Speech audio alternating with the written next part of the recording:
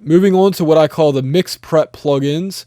So basically you have your material that's been recorded and you want to tone shape it so that it sounds better than it was already while recorded. First of all, Access Analog, which unfortunately for some reason doesn't work for me anymore. I don't know what happened. Yeah, I have to email tech support. Anyway, bottom line is Access Analog gives you real hardware in a plugin. And that's really cool. For this section of the video, I just removed the windscreen from the microphone, so let's see if it makes any pop noises. Moving on from Access Analog is the Neve bundle from Noise Ash.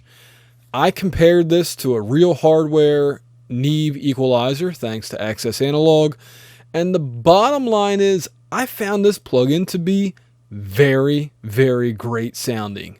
What I love about it, besides the GUI, is this cool little nifty nuanced deviation control. And you can either click it and there's the drop down menu, you can do it a randomization, you can go left and right. Bottom line is it gives you kind of like a real analog console feel to it. And because this is the mix prep session, I imagine myself, if I owned real Neve equalizers and preamps, like what could I do with them? And so, using the Neve collection is great. Now, if you can only afford one Neve plugin, now I'll go through all of them just to show you. If you can only afford one, I would get the Neve 84. This one takes care of most available tasks. It has a low pass filter, a high pass filter, lots of different frequencies, maybe not as many as the Neve 81, but this one I think has maybe the better sound. I don't know. Bottom line is the 84 I think is the best overall Neve equalizer clone plugin from Noise Ash. Tone shaping.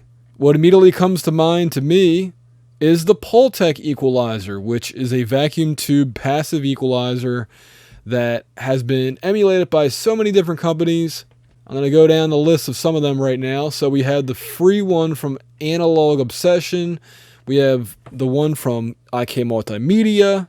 And then my favorites, the Purple Collection from Acoustica Audio.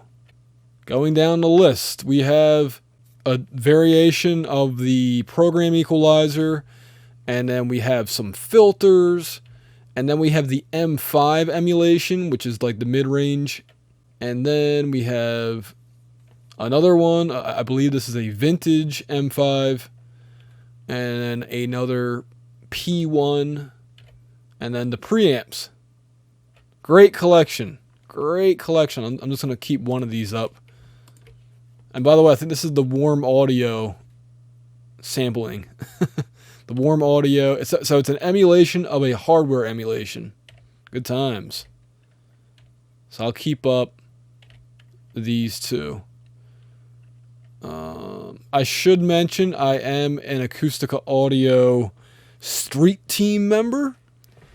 So I may be biased in that matter, but I'll just put it this way. I've been using Acoustica Audio plugins since like 2014. Haven't looked back. They make my mixes sound awesome, and they'll make your mixes sound awesome as well if you use them properly. Another program equalizer / Pultec emulation, Pultec, tomato, is Smoke EQ, which I've been meaning to review. I'm a horrible video content influencer, producer person. Anyway, yes, Smoke is a Retro Instruments. I forget the model number, but anyway, they did a Pultec emulation, and this one's good. The problem is the GUI is terrible.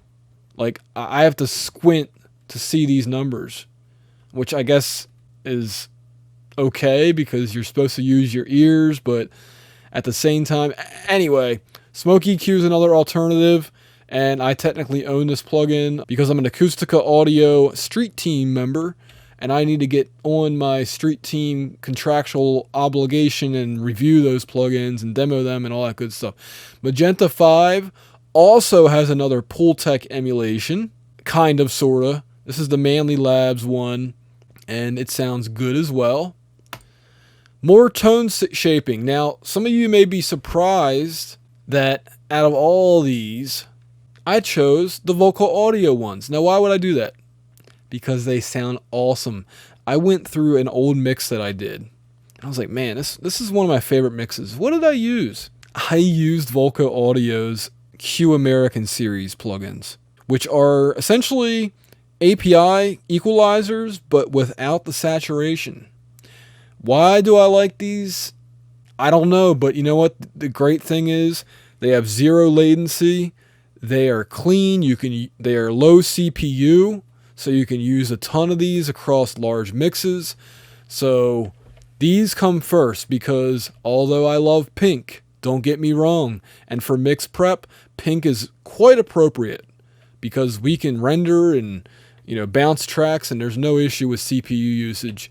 But if I can only choose one of these, it would be Vocal Audio's equalizers. I mean, it's a hard choice, don't get me wrong, but I can't use pink across large mixes, at least not yet. I don't have a newer computer. Newer computers with 32 gigabytes of RAM or 64 or whatever can probably handle pink across an entire mix without destroying their computer.